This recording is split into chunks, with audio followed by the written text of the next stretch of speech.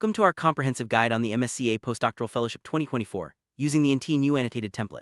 This video will walk you through the essential tips, structure, and strategies for crafting a successful application. Whether you're a first-time applicant or looking to refine your proposal, understanding the Annotated template is crucial. We'll highlight key sections, common pitfalls, and actionable advice, ensuring you're well prepared for the submission deadline. Let's begin by exploring the purpose of the Annotated template and how it supports both applicants and supervisors in addressing evaluation criteria effectively. Annotated template is designed to help applicants address each section of the MSCA-PF proposal with clarity and depth. It draws from the official 2024 proposal template, the guide for applicants and feedback from previous evaluations. By following this template, you'll gain insights into both strengths and weaknesses commonly observed by reviewers. The template covers both Part B1, which includes excellence, impact, and implementation, and Part B2, which focuses on supporting documents. Remember, while the comments and suggestions are not mandatory, they significantly increase your chances of meeting the evaluation criteria. Before you start writing, it's essential to grasp the core objectives of the MSCA Postdoctoral Fellowship. The program aims to support researchers' careers, foster excellence in research, and encourage mobility across countries and disciplines. Applicants are expected not only to propose original and feasible research projects, but also to demonstrate how the fellowship will enhance their skills and career prospects. This dual focus on research and training is central to the MSCA ethos, so be sure to reflect it throughout your proposal. Successful proposals start with thorough preparation. Begin by consulting your supervisor and familiarizing yourself with the template, the guide for applicants, and the MSCA work program. Review the MSCA Green Charter and guidelines on supervision, and study the evaluation criteria carefully. Allow ample time for feedback and revisions, and plan to upload your final proposal well before the deadline to avoid technical issues. These steps will help you avoid common mistakes and ensure your application meets all requirements. MSCA-PF proposal is divided into two main parts, Part B1 and Part B2. Part B1, limited to 10 pages, covers excellence, impact, and implementation. All tables, figures, and references must fit within this limit. Part B2, with no page limit, includes your CV, organizational capacity, and commitment letters. Both parts must be submitted as separate PDF files. Strict formatting rules apply, including font size, margins, and line spacing, so pay close attention to these details to avoid technical rejections. Adhering to formatting rules is critical. Use A4 page size with at least 15 margins times New Roman or equivalent font and a minimum font size of 11 points for body text. Single line spacing is mandatory. Noncompliance can result in automatic warnings or even invisible pages after submission. Remember, all content, including tables and figures, counts toward the page limit in Part B1. Remove all instruction pages and do not add a cover page or table of contents. Understanding key terms is essential for writing a strong proposal. The template defines concepts like artificial intelligence, critical risk, deliverable, impact, milestone, objective, outcome, research output, and result. For example, a deliverable is a report or output sent to the commission, while a milestone is a checkpoint marking progress. Familiarize yourself with these definitions to ensure you use them correctly and consistently throughout your application. Section 1.1 focuses on the quality and pertinence of your research and innovation objectives. Start with a compelling sales pitch. Set the stage by outlining the problem, present your solution, and create a vision for the impact. Clearly describe how your project goes beyond the state of the art, specifying measurable and verifiable objectives. Use precise verbs and avoid overly broad or narrow aims. Align your objectives with work packages and highlight both research and training goals. Strong proposal demonstrates a deep understanding of the current state of the art and clearly identifies existing gaps. Explain how your research will overcome these limitations and provide conceptual novelty. Reference recent studies, including your own or your supervisor's work, to build credibility. Use tables or figures to compare current knowledge with your planned research, making it easy for evaluators to see how your project advances the field. Break down your overarching aim into clear research objectives and corresponding work packages. Typically, 2 to 3 research objectives are suitable for a 2-year fellowship. Each objective should be specific, measurable, and achievable within the project timeframe. Additionally, define training objectives related to professional and transferable skills. Collect training objectives into a dedicated work package and ensure they complement your research goal.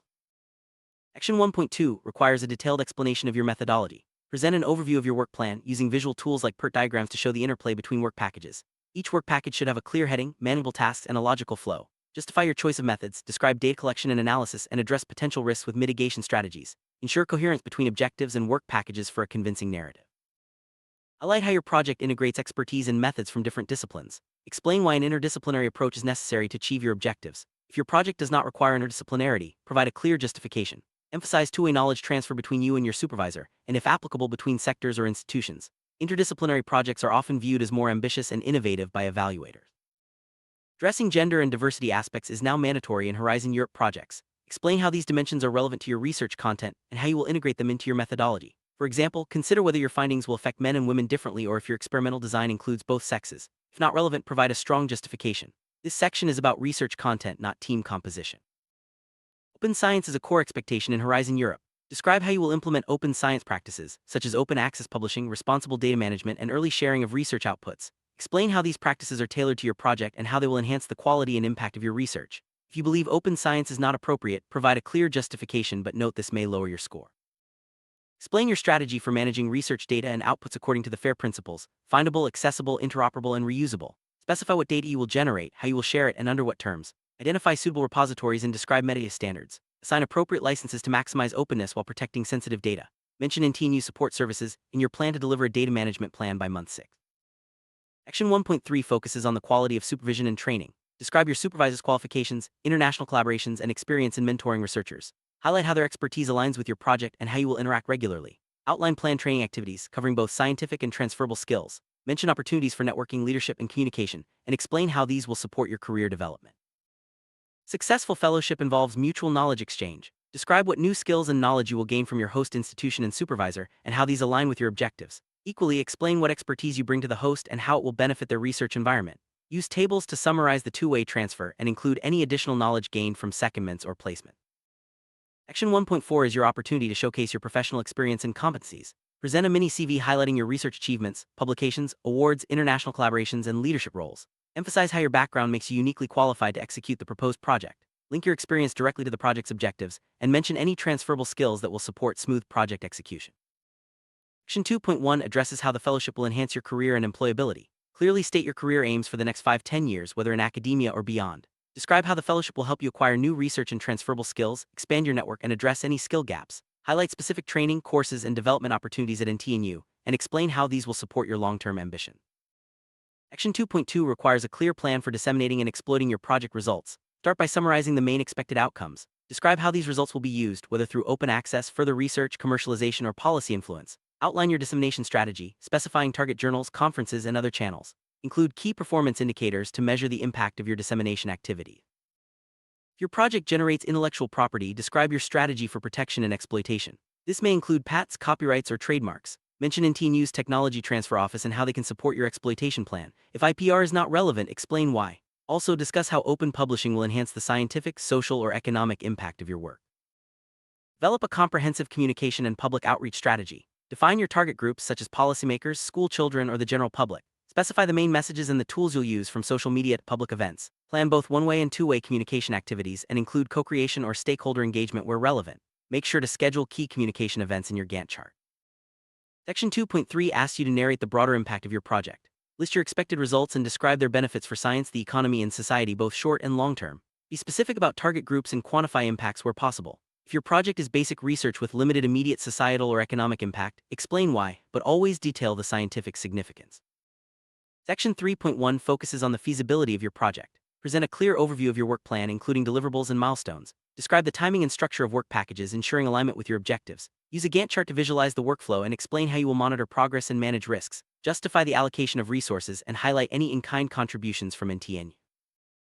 Clearly define your project's deliverables and milestones. At a minimum, include a data management plan, career development plan, and communication plan. Add scientific deliverables for each work package spaced throughout the project. Milestones should correspond to critical decision points or achievements, enabling you to monitor progress and take corrective action if needed. Explain the timing and duration of each work package and task. Ensure that your schedule is realistic and that overlapping tasks are manageable. Highlight any existing expertise, established techniques, or support from NTNU that will facilitate your work. Avoid being overambitious and make sure your plan is achievable within the available budget and timeframe. Identify both scientific and administrative risks that could impact your project. For each risk, assess its likelihood and potential impact and outline mitigation measures. Use tables to organize this information clearly. Regular supervisory meetings and project milestones will help you monitor progress and address issues early. Avoid high-likelihood, high-impact risks by refining your project design. Well-constructed Gantt chart is vital for visualizing your project timeline. Include all work packages, deliverables, milestones, training activities, and communication events. Ensure the timing of each activity matches your narrative. Use a legend to explain symbols and abbreviations. The Gantt chart should make it easy for evaluators to understand your workflow at a glance. Section 3.2 highlights the importance of your host institution. Explain why NTNU is the ideal environment for your fellowship, emphasizing integration, support services, and available infrastructure. If your project includes a secondment or placement, describe the added value and how these organizations complement your objectives. For global fellowships, cover both the outgoing and return hosts. Describe how you will be integrated into NTNU's research team and the support services available to you. Mention access to facilities, equipment, and administrative support. Highlight opportunities for networking, collaboration, and participation in institutional events. This demonstrates that you will be well supported both scientifically and personally throughout your fellowship. In Part B2, you'll detail the capacity of all participating organizations. Summarize the infrastructure, logistics, and facilities that will support your project. For global fellowships, include both the outgoing and return hosts. If you have associated partners, describe their role and the value they add to your research and training objectives. If your project includes a secondment or non-academic placement, clearly outline the tasks to be performed, the expertise you'll gain, and the timing within your work plan. Explain how these experiences will enhance your research and career development. Justify the choice of partner organizations and describe the supervision arrangements during these periods. Ensure your research complies with all relevant ethical and legal standards. Address any potential ethical issues in your methodology and describe how you will manage them. Mention that detailed ethics information will be provided in the online forms and Part B2. Compliance with ethics is essential for project feasibility and funding eligibility. NTNU provides extensive administrative, legal, and financial support for MSCA fellows. Mention the role of EU research advisors and other experts who can assist with grant preparation and project management.